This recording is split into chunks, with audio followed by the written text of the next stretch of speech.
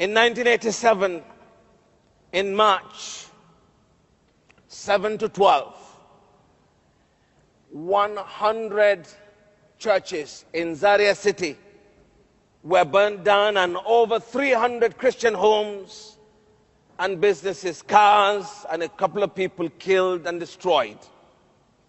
I was the leader then of the Christian Association Zaria chapter.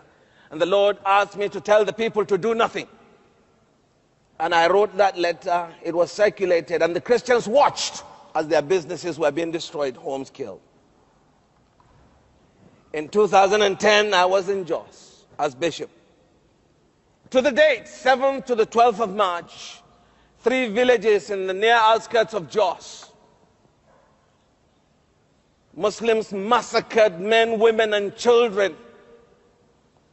And the church leaders, we were all convinced to beg the villagers and those that survived and the entire Christian community to do nothing.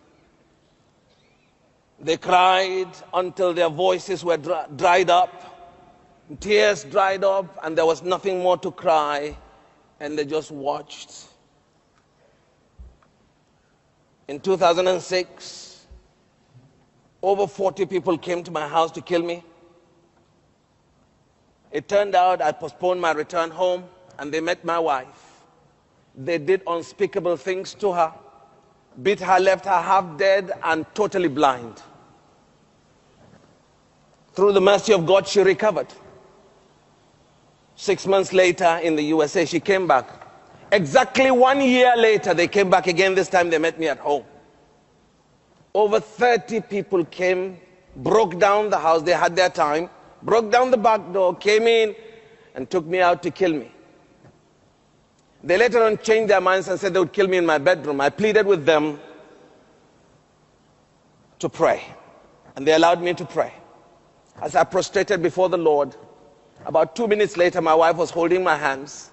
5 minutes later, my son came in, and I said, "What are you doing here?" And he said, "Daddy, they've gone." What chased them away, what they saw, what they didn't see, only eternity will reveal.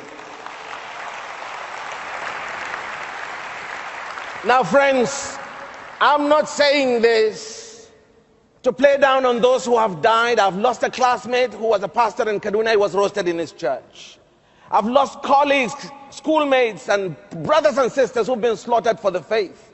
Why I'm alive, I don't know.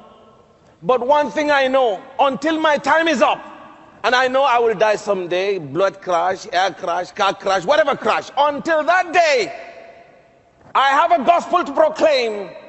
I have a gospel worth living for, and I have a gospel worth dying for. Amen.